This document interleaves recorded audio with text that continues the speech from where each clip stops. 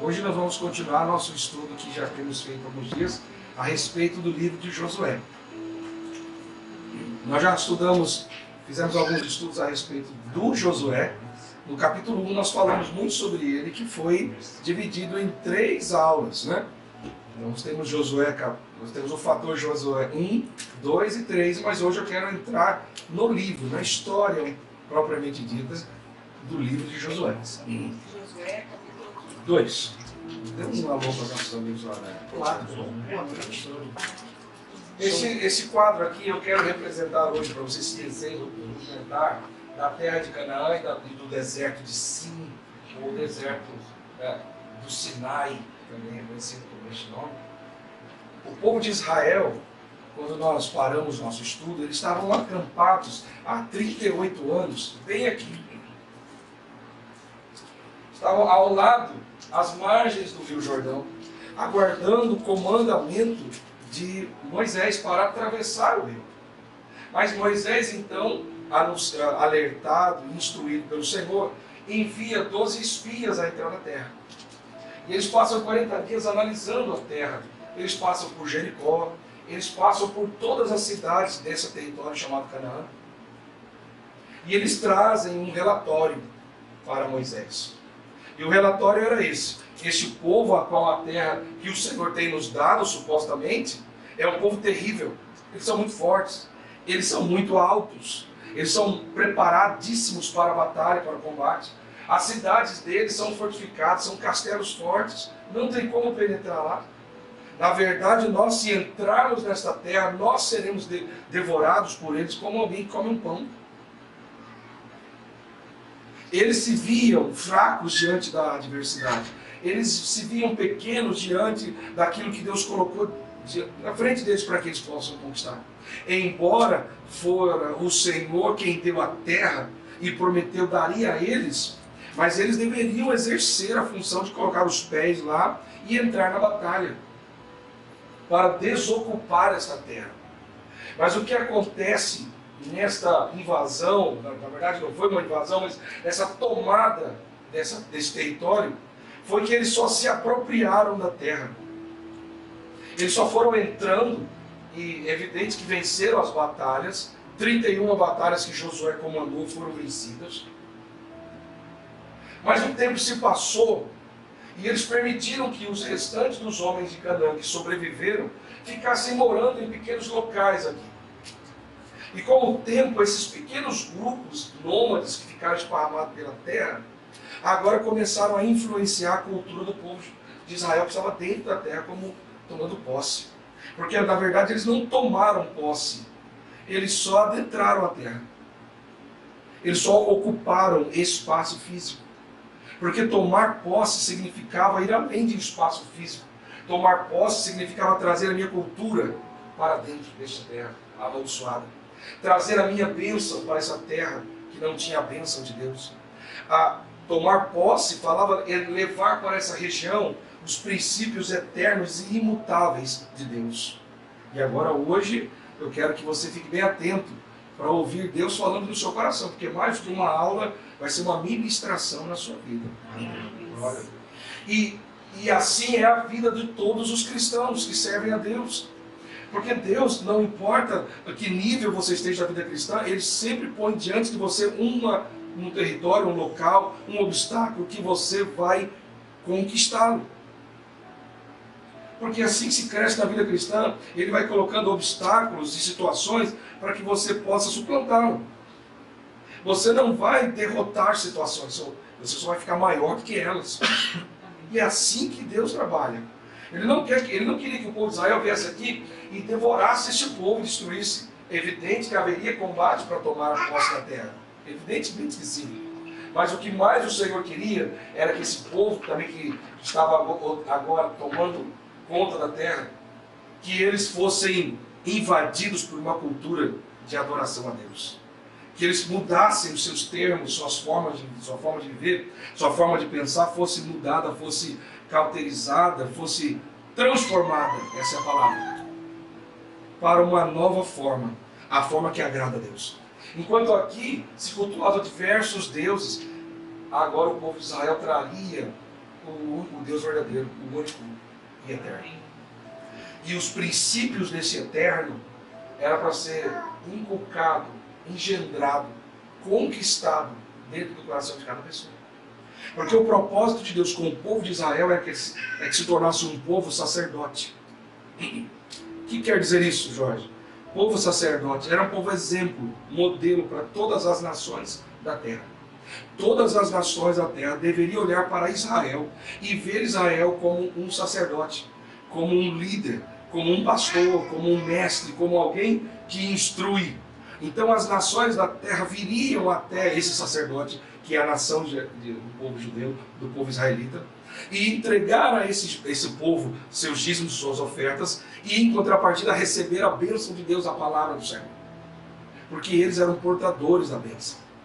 Só que a Bíblia fala que Jesus foi enviado para os seus, para os judeus, e os seus não quiseram, viraram as costas para ele. Então ele foi para um povo que não conhecia, que somos nós, os gentios, a qual abraçou a causa do Senhor. E por isso ele morreu, para libertar tanto judeus como gentios. Aquilo que era de exclusividade do povo judeu, para ser exemplo para toda a terra, agora passou a ser da igreja, de todos aqueles que professam Cristo como Salvador. Esses agora se unem numa família só, chamada Igreja de Jesus, os vencedores. Para fazer o quê? Para darem modelo e exemplo de uma forma de vida, de um estilo de vida, para as pessoas de todas as nações da terra. Assim como Deus queria desejou que o povo de Israel entrasse em Canaã. Essa entrada em Canaã também significa um ir avante no propósito, na vontade de Deus, nas nossas vidas. Bom, retornemos aqui para o quadro.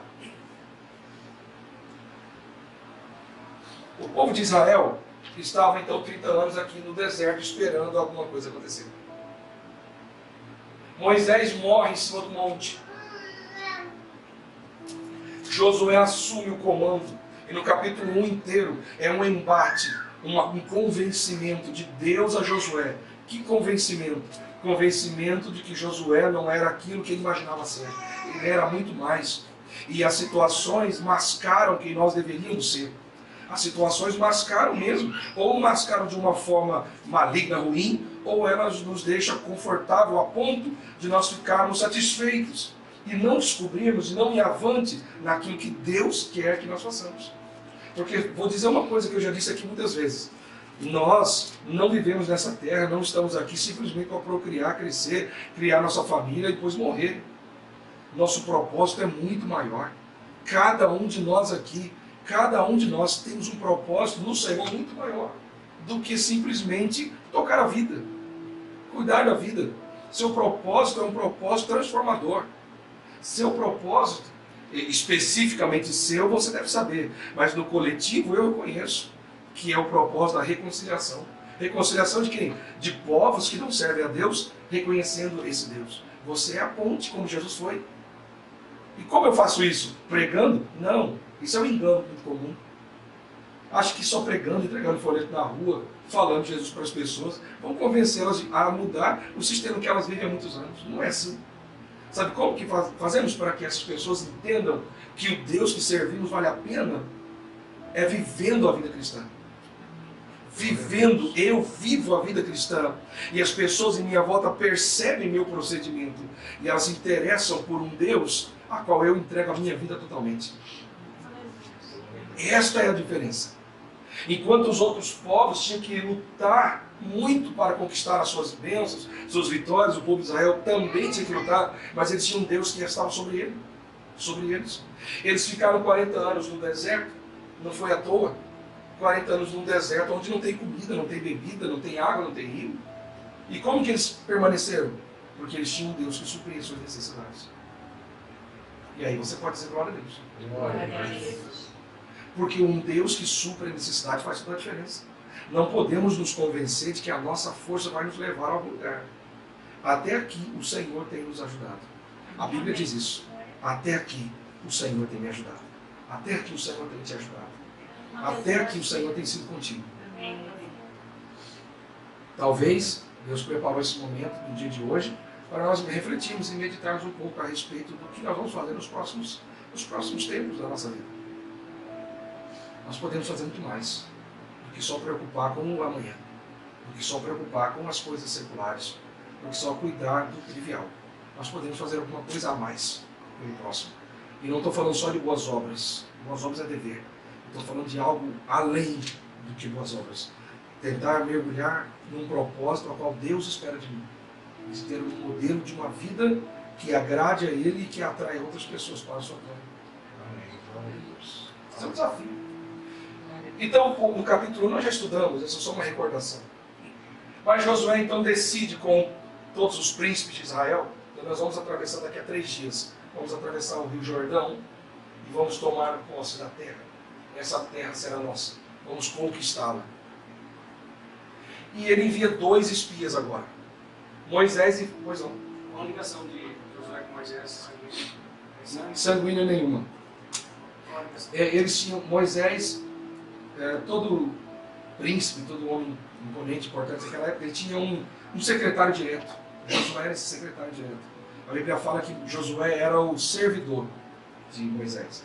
Só que não era o servidor no sentido serviçal, também no começo, mas posteriormente, mais na metade do ministério deles, ele se tornou um parceiro de estar com Deus. Porque aonde Moisés entrava, nenhum homem poderia entrar, mas Josué ficava pelo menos à porta. Então Josué se tornou um interlocutor entre o que Deus fala com Moisés, Moisés falava a Josué, Josué levava aos sacerdotes, os sacerdotes aos príncipes e os príncipes a toda a nação. Então Josué se tornou um elo importantíssimo nessa corrente. A tal ponto de que muitas vezes a Bíblia diz que Moisés saía da tenda, da presença de Deus, onde Deus estava, e Josué era convidado a sair por Moisés. E Josué disse: não, quero estar aqui. Você me desculpe, eu tenho que seguir o Senhor, eu sou teu servo, mas primeiro a presença de Deus. Se Deus está aqui, eu quero estar aqui. Ele se tornou muito refinado em ouvir a Deus. Josué foi um homem extraordinário. Não é à toa que ele é um tipo, uma forma, uma sombra do Cristo.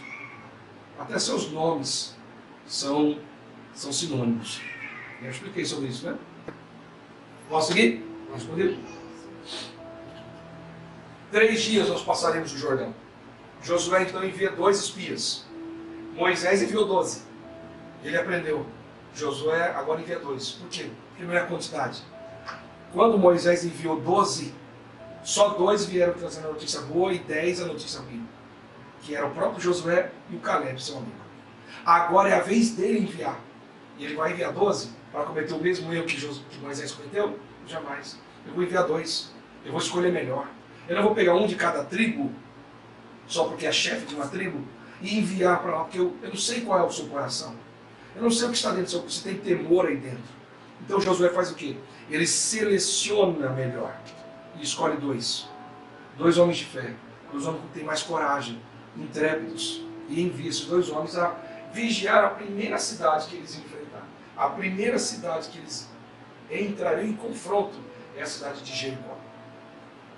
A cidade de Jericó está em pé até hoje. É uma cidade... Ela foi uma cidade, uma espécie de uma metrópole. Tinha gente de todos os cantos ali.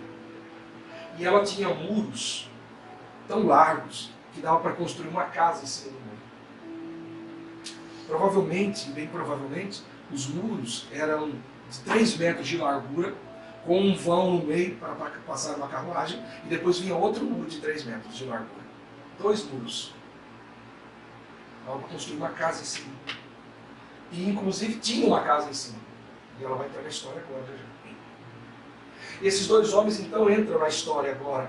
Descem então a terra, o deserto, e entram em Jericó. E em Jericó eles conhecem uma mulher chamada Raabe.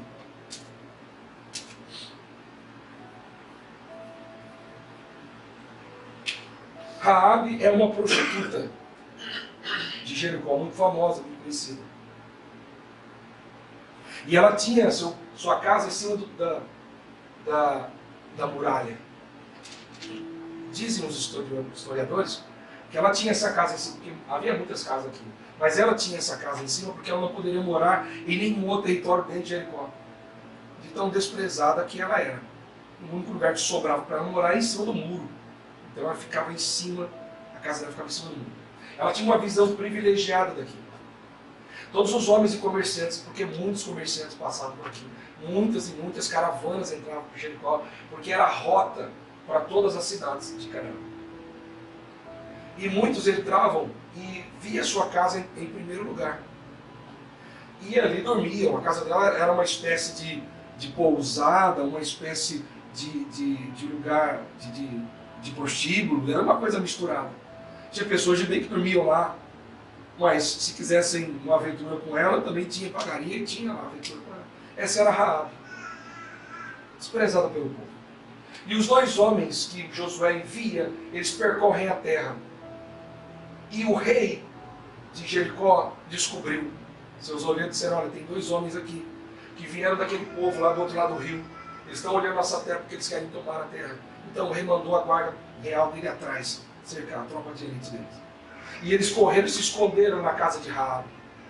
E disseram assim para Raabe, eu nos escondo aqui, porque eles estavam dormindo aqui na casa dela. E quando os homens entraram na casa de Raabe, ela colocou eles num sótão, onde ela guardava muita roupa que ela ganhava, porque era prostituta, seu trabalho era pago muitas vezes por pedras, por dinheiro, moedas e algumas vezes pele, tecido. Tudo que se vendia, se passava aqui uma caravana vendendo linho e quisesse um momento com ela, pagaria com linho.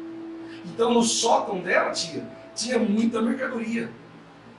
E a Bíblia, eu estou citando porque está tudo escrito no capítulo 2 em diante. E a Bíblia fala que havia um montão de linho e lá ela escondeu os dois espias. Falou, entra aí. E eles ficaram debaixo do linho e cobriu eles. E quando os homens chegaram, os soldados chegaram, disseram, tem os dois homens que vieram percorrer a cidade, estão aqui na sua casa, nós sabemos, entreguem ele. Ela disse, olha, é verdade que eles passaram por aqui, mas já foram embora. E se vocês apressarem, vocês não vão pegar ele lá fora.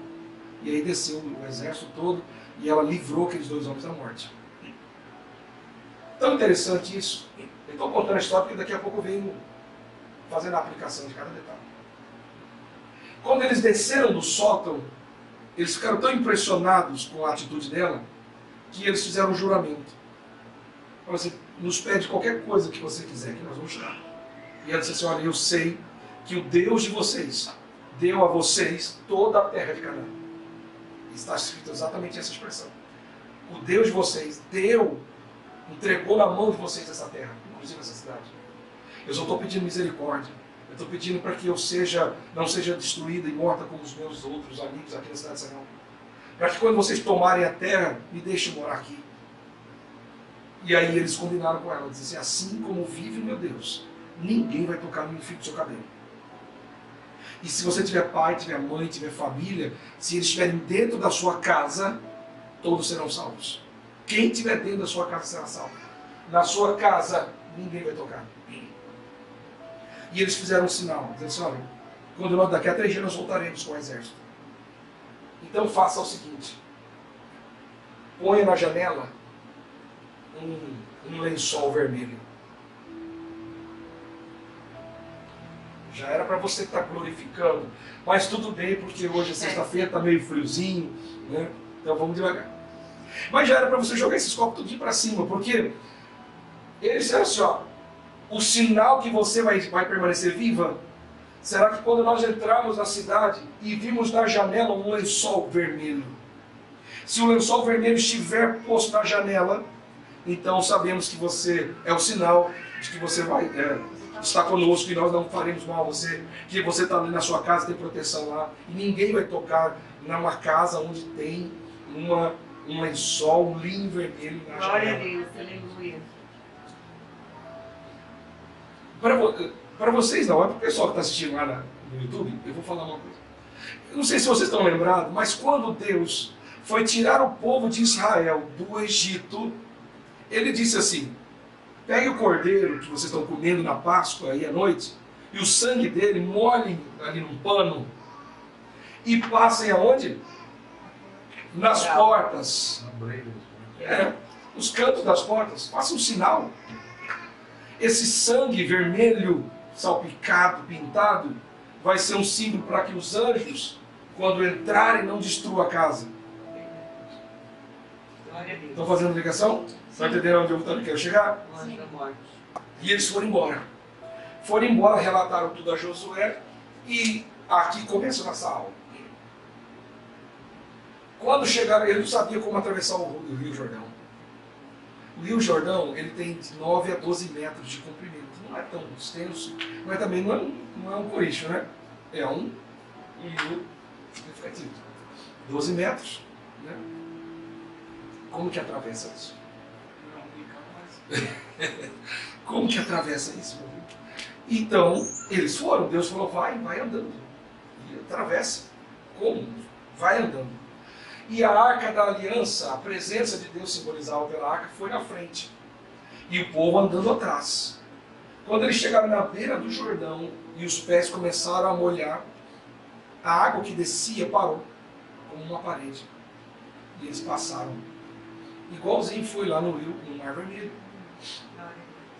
E no meio do rio, eles pegaram 12 pedras. Guarda isso no seu coração, porque isso é muito, muito, muito importante. Eles, cada um pegou uma pedra. Cada tribo, que são 12 tribos, cada príncipe de tribo pegou uma pedra. E levou consigo.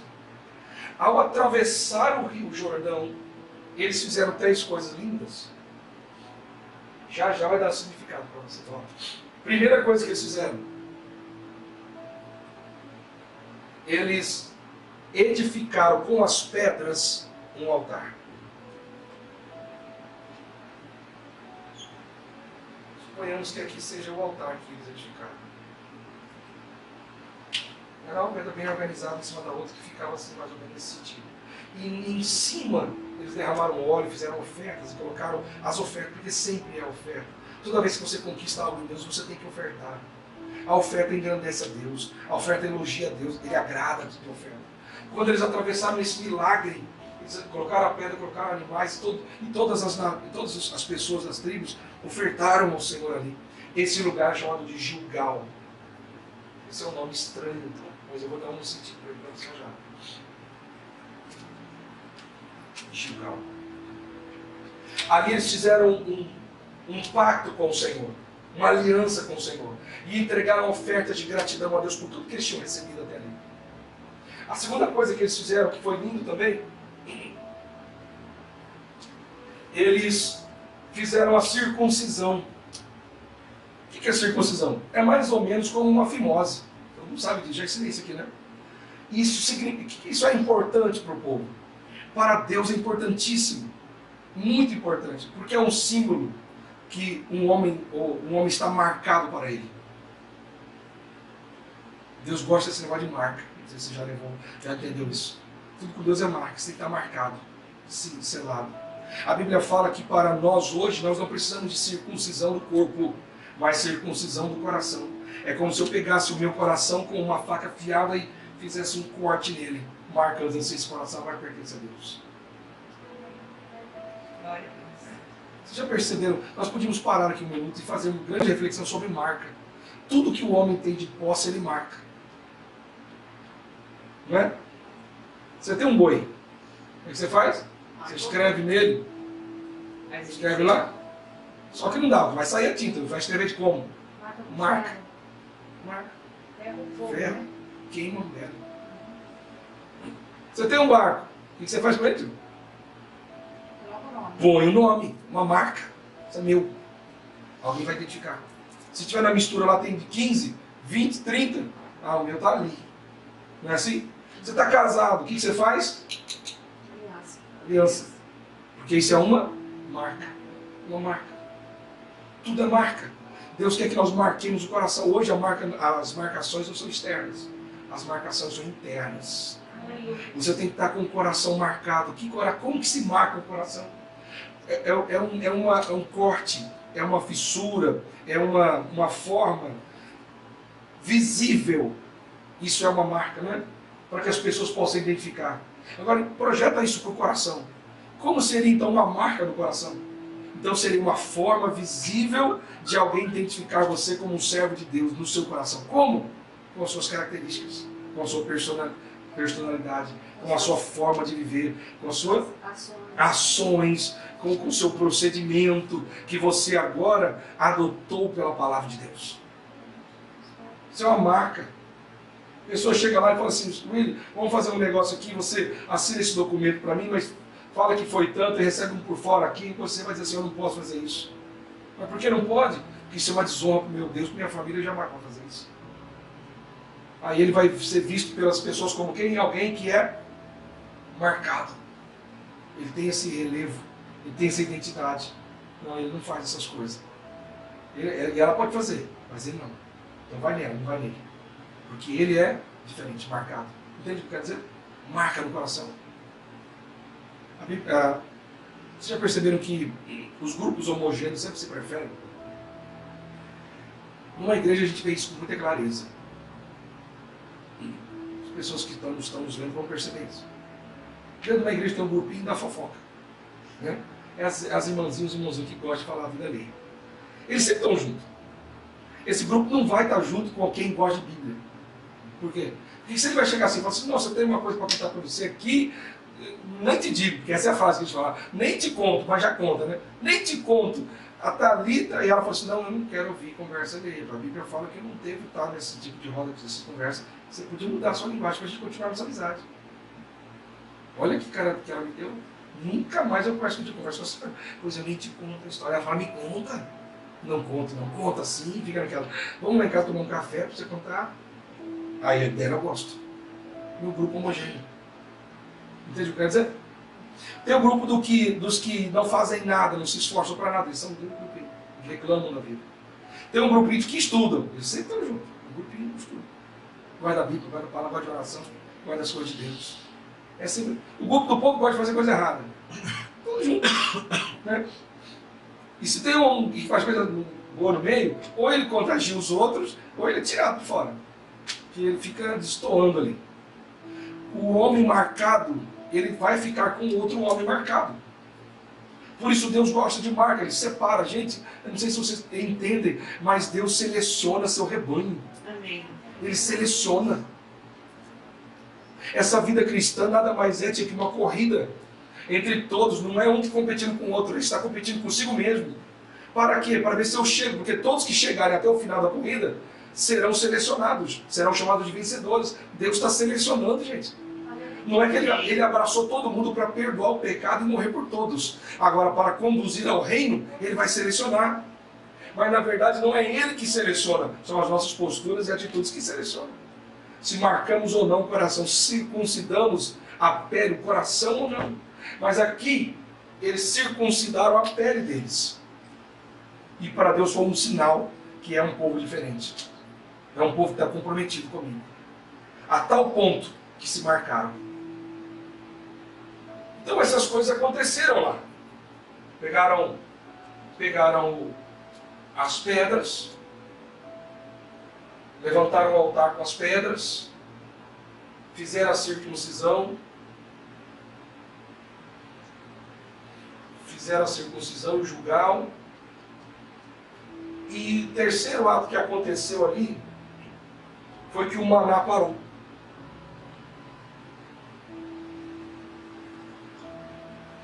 O maná cessou. Lembra o que é o maná? O pão que desceu do céu? Quando esse povo estava aqui no deserto, eles não tinham o que comer, e Deus enviava pão do céu. Por 40 anos eles comeram isso, gente. Aí comeram de vez em quando umas codorninhas, que também o vento trazia, eles comiam as codorninhas e tudo mais. Os escorpiãozinhos, as cobrinhas. Mas a comida básica deles vinha do céu. Isso é uma bênção, não é? Para quem está no deserto, claro que sim. Você vai comprar, mesmo com dinheiro, você vai comprar onde? Não é? Então, o maná foi uma providência divina. Só que quando eles atravessaram o Jordão, levantaram o altar, circuncidaram-se, comprometendo-se com a palavra, com Deus, parou de cair. Isso é um sentido muito sério espiritual. Deus está dizendo com a parada do maná. Ele está dizendo, está simbolizando, ele está falando algo. Falando o quê? Simplesmente isso. No deserto, eu sustentei. Agora, é com vocês. No deserto, vocês estavam debilitados, frágeis, fracos, e eu colocava pão na sua boca. Só que agora chegou a hora de... Não tem mais os bebezinhos. Aqueles que reclamavam no horário no deserto morreram.